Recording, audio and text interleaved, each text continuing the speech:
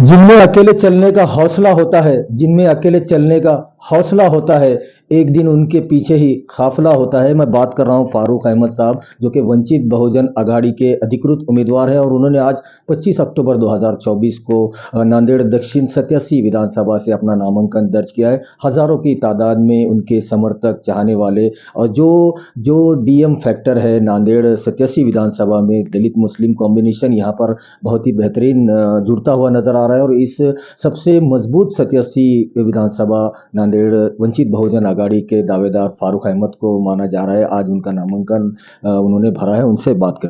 फारूक साहब, पहले तो आपको बहुत बहुत मुबारक कि आज नांदेड़ दक्षिण 87 विधानसभा से आपने वंचित बहुजन आघाड़ी से फॉर्म अपना दाखिल किया है। हजारों की तादाद में आपके समर्थक, आपके चाहने वाले आज मौजूद थे, हर जात हर धर्म के मानने वाले लोग। क्या लगता है कितनी ज़्यादा उम्मीद है आपको आपकी जीत की?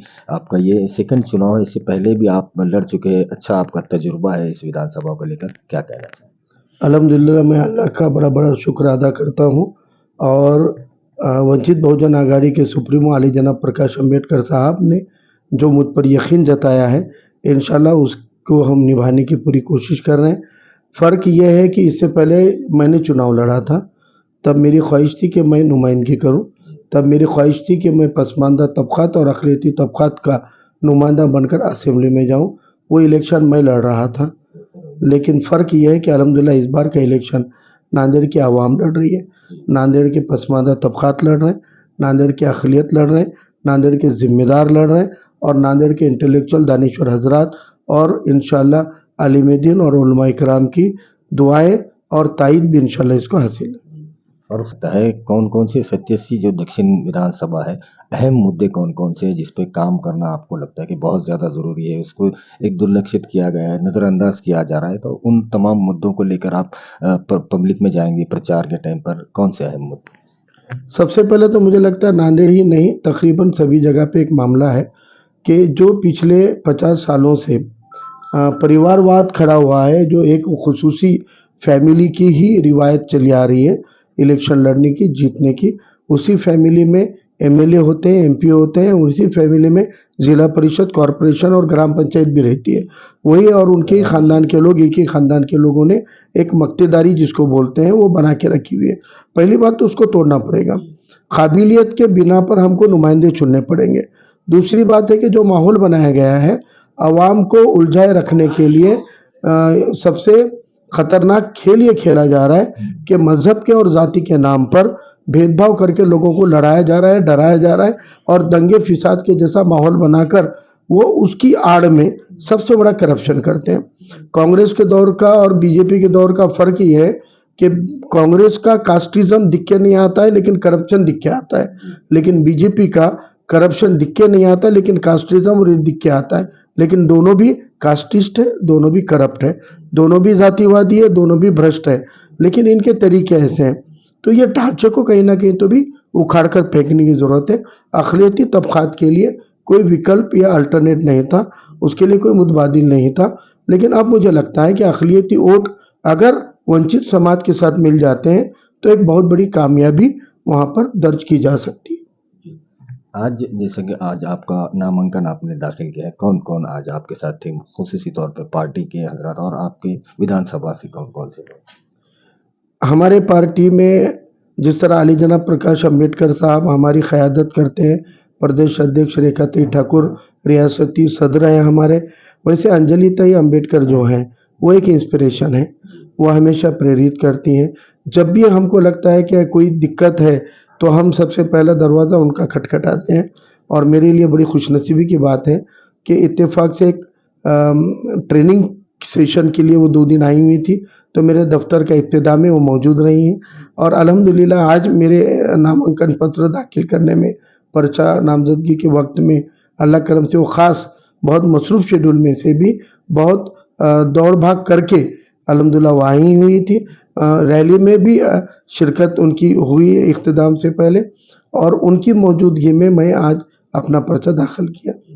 डॉक्टर साहब, जैसा कि अभी मौजूदा केंद्र सरकार हो या महाराष्ट्र सरकार हो, जो बीजेपी अलायंस की गवर्नमेंट है, आपको लगता है जो स्कीमें वो ला रहे हैं वो एक तरह का लालूच है, चॉकलेट है, या लोगों को एक तरह से इनडायरेक्टली खरीदा जा रहा है और उनको पता भी नहीं चल रहा। एक तरफ तो योजनाएं आ रही है, वो इम्प्लीमेंट आगे तक होगी या नहीं होगी सिर्फ इलेक्शन तक है। और आगे जो महंगाई से लोग परेशान हैं, जो विकास से परेशान है, और जो इन दिनों हालात चल रहे हैं देश में, एक दूसरे के मजहब के खिलाफ बुरा भला कहा जा रहा है, महापुरुषों के खिलाफ, और कार्रवाई कुछ भी नहीं हो रही। लाखों लोग रास्ते पर उतर रहे हैं लेकिन कोई प्रशासन के कान पर जू नहीं रेंग रही। तो ऐसे में आपको लगता है कि डॉक्टर बाबा साहब अम्बेडकर का जो संविधान है उसको सही तरह से इम्प्लीमेंट नहीं किया जा रहा है।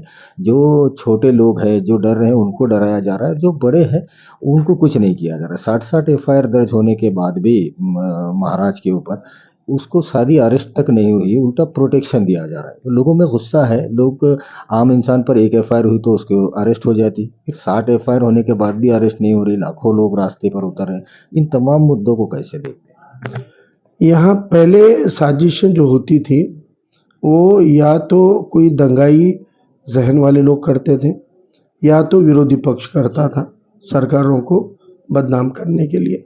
अफसोस की बात है कि अब हमने दंगाइयों को सरकार में बिठा दिया। तो ये सरकारें ही साजिशें कर रही है।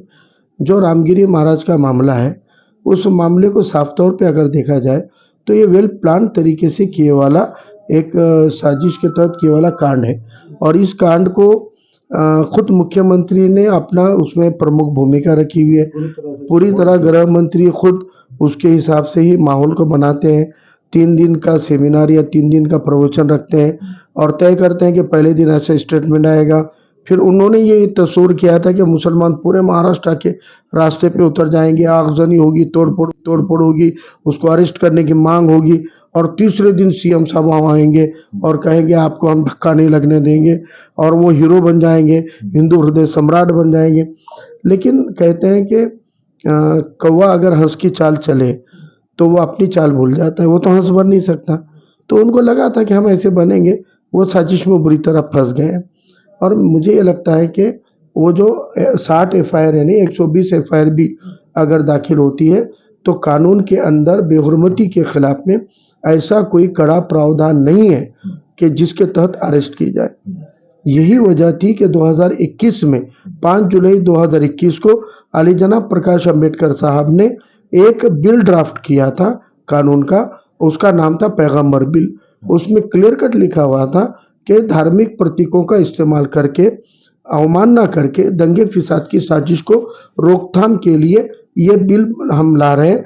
और इस बिल के तहत अगर कोई पैगंबर साहब की अवमानना करता है या दिगर मजहब के लोगों के भी जो आस्था के प्रतीक हैं उनकी अवमानना करता है तो उसको 7 साल से ज़्यादा सज़ा का प्रावधान हो।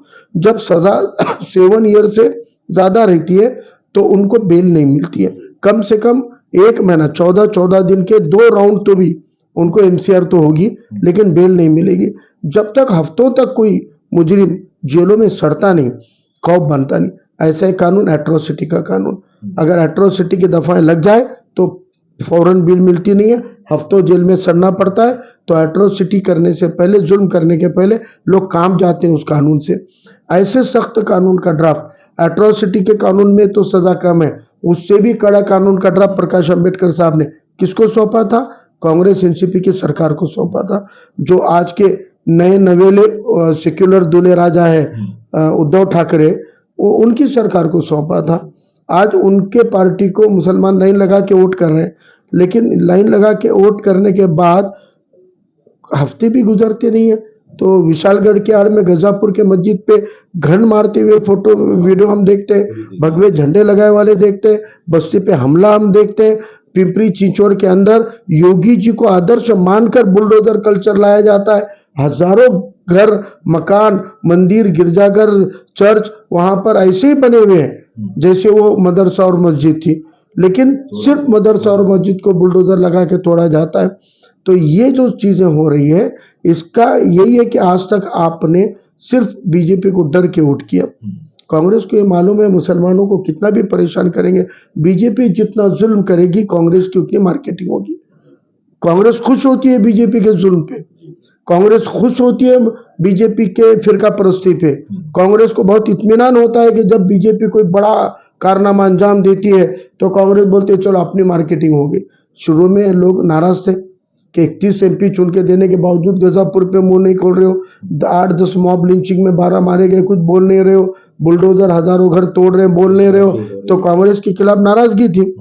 जैसे बीजेपी ने नबी की बेहरमती और ऐसे मामले किए तो कांग्रेस खुश होगी कि चलो बोले अब बीजेपी का डर इनको बढ़ेगा और ये अपने तरफ अपने आप आ जाएंगे। लेकिन मेरा कहना है मुसलमानों से, मेरा कहना है दलितों से, आदिवासियों से, ओबीसी से कि अब आप बीजेपी को डर कर कांग्रेस के पीछे मत जाओ, क्योंकि अब डरने का दौर खत्म हो गया।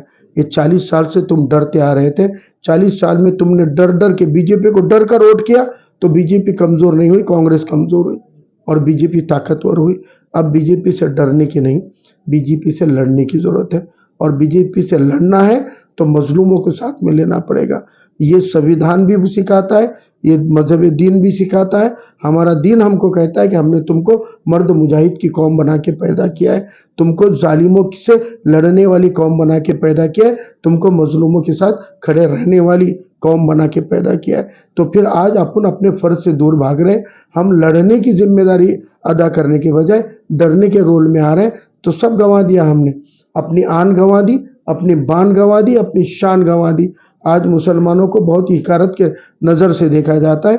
किसी भी पुलिस स्टेशन में पढ़े लिखे मुसलमान को या मैं पॉलिटिशियन को कहता हूँ, आपका ओहदा बताए बिना आप एक पुलिस स्टेशन में हकीकत में होने वाले आप पे नाइंसाफी की एफआईआर दर्ज करके बताओ। बड़े बड़े लीडरों को भी पुलिस वाले कौड़ी के औकात में नहीं गिनते, क्योंकि वो मुसलमान है तो उनकी कोई औकात नहीं है। ये लीडर अगर अपने पार्टी का पद न बताए तो शायद एफआईआर दर्ज कराने की इनकी औकात नहीं है। क्यों ये नौबत आ गई हमारी?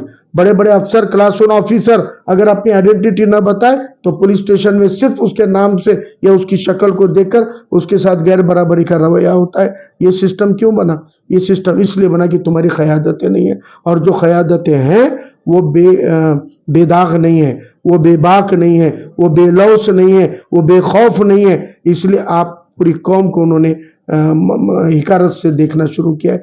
इसलिए हमको लगता है कि अब डरने की सियासत को बंद करके बीजेपी से लड़ने की सियासत करनी चाहिए। और इंशाअल्लाह नांदेड़ दक्षिण में, नांदेड़ ज़िले में बागी लोग हैं और हम ये बगावत करके बताएंगे, और हम बताएंगे कि एमएलए क्या होता है, संवैधानिक पद की जादू क्या होती है और उसकी ताकत क्या होती है। जैसा कि नांदेड़ दक्षिण से वंचित बहुजन अघाड़ी से मुस्लिम चेहरा जो एक बहुत ही लोकप्रिय है, खास तौर पर दलित समाज, मुस्लिम समाज, ओबीसीज में, अगर दूसरी पार्टी अभी और 4-5 दिन बाकी है नामांकन के, दूसरी पार्टी जैसे एमआईएम हो गए, कांग्रेस हो गए, अदर पार्टी से भी कोई मुस्लिम चेहरा अगर आता है तो आपको परेशानी होगी या तब भी आपकी सीट भारी बहुमत से आप जीतेंगे नांदेड़ दक्षिण से? क्या है सियासी एतबार से अगर देखा जाए तो हर सियासी पार्टी का अपना इख्तियार है कि किसको कौन सी इलेक्शन लड़ना है और किसको कौन सा कैंडिडेट देना है। जो इम्कान आप बता रहे हैं वो मेरे साथ बीता है। 2019 में मेरी सीट डिक्लेयर हुई थी नांदेड़ दक्षिण से, और जिस पार्टी के पास में खुद एक भी इंटरेस्टेड कैंडिडेट नहीं था, दूसरे पार्टी का लाकर मेरे खिलाफ खड़ा किया गया था, और उसके जो नतीजे थे वो पूरे नांदेड़ के सामने। मुझे सिर्फ एक बात लगती है मिली नुक्ते नज़र से कि मुसलमान एक बिल से एक बार डसा जाता है, दूसरी बार नहीं। इंशाल्लाह नांदेड़ का मुसलमान एक बार डसा जा चुका है, इंशाल्लाह इस बार डसा नहीं जाएगा। चाहे वो बिल कितनी भी खूबसूरती से पेश की जाएगी, तो इंशाल्लाह नांदेड़ की आवाम को मालूम है कि कौन ईमानदारी से उनके लिए लड़ना चाहता है, कौन उनके लिए ईमानदारी से काम करना चाहता है, और कौन उनके लिए बेबाक तरीके से नुमाइंदगी कर सकता है। नांदेड़ की आवाम अपना ऑप्शन इंशाल्लाह बहुत दुरुस्त तरीके से चूज करेगी। लास्ट क्वेश्चन सर कि नांदेड़ दक्षिण की पूरे विधानसभा के हर जात मजहब के लोगों से क्या अपील करना चाहेंगे कि आने वाली जो चुनाव की तारीख है 20 नवंबर, तो उस दिन ज़्यादा से ज़्यादा भारी अक्सरियत से वंचित बहुजन अघाड़ी को कामयाब करें, खिदमत का मौका दें, क्या अपील करें? जी बिल्कुल, हम तो वो अपील करते आ रहे हैं। हम इलेक्शन हारने के बाद घर में नहीं बैठे, हमने इलेक्शन हारने के दूसरे दिन से अपना काम चालू किया। इन 5 सालों में बड़ी बड़ी मुसीबतें आई, एनआरसी आया, लॉकडाउन आया, औरंगज़ेब और टीपू सुल्तान की तस्वीर के ऊपर दंगे हुए, और उस तस्वीर के स्टेटस को बहाना बनाकर सैकड़ों नौजवानों के ऊपर एफआईआर हुई, अरेस्ट हुई, और अजान के बहाने से मनसे जैसी पार्टी ने, राज ठाकरे ने एक दहशत पैदा करने की कोशिश की। ऐसे बहुत बड़े-बड़े चैलेंजेस आए। हाई कोर्ट, सुप्रीम कोर्ट ने जिनके रिज़र्वेशन को रिजेक्ट किया, असेंबली और सरकारें उनके सामने घुटने टेकती है। और हाई कोर्ट और सुप्रीम कोर्ट ने जिनके रिज़र्वेशन को हरी झंडी दिखाई, उनके रिज़र्वेशन की बात नहीं होती है। इन 5 सालों में ऐसे कई मुद्दों के ऊपर एक अफ़सोस रहा कि काश अगर हम असेंबली में होते तो इन मुद्दों के ऊपर हम लड़ पाते। लेकिन असेंबली में नहीं भेजा अवाम ने, और मसलियत थी अल्लाह की। हमने इन्हीं मुद्दों के ऊपर रास्तों को आबाद किया, हमने रास्तों की लड़ाइयाँ लड़ी और अल्हम्दुलिल्लाह सबको लेकर लड़ी है। हमने कभी भी आज तक मिली क़यादतों को तनक़ीद नहीं किया, क्योंकि हम ये मानते हैं जो है जैसी है यही क़यादत है जो आवाम के काम करती है। मैंने अपनी ज़िंदगी में कभी भी किसी मिली, किसी दलित लीडर को तनक़ीद नहीं किया, उसको मैंने बुरा भला नहीं कहा।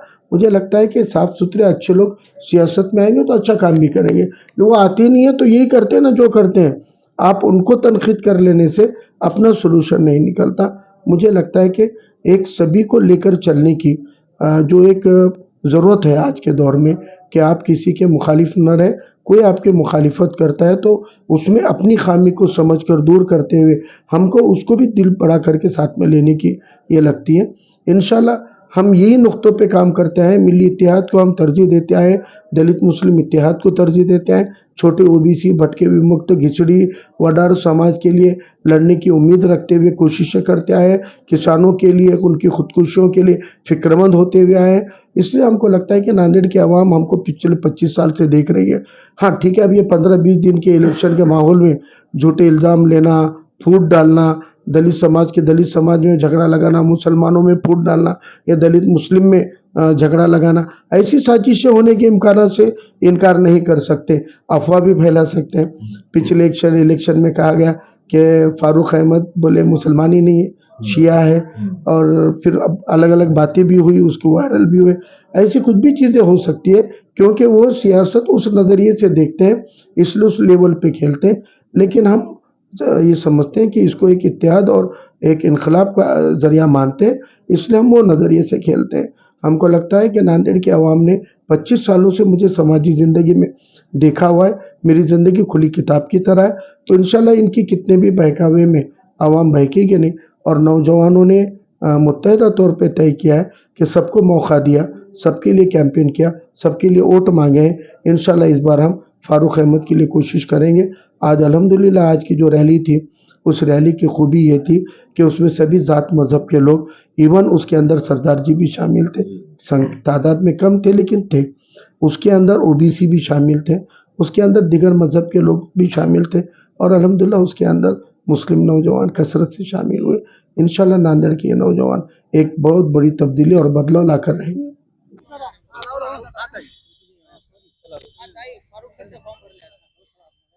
आज नांदेड़ दक्षिण विधानसभा मतदारसंघ का नॉमिनेशन पत्र दाखिल करने के लिए आए हैं। फारूक सर अहमद हमारे वंचित बहुजन आघाड़ी के यहाँ के उम्मीदवार है, और हम ऐसा मानते हैं कि वो सब मजलूमों की आवाज है। फारूक सर हे सगळ्या वंचित समूहांचा आवाज आहेत, आणि हा आवाज विधानसभेमध्ये पोचवायला आमच्यासाठी आणि सगळ्या वंचित समाजांसाठी खूप गरजेचं आहे.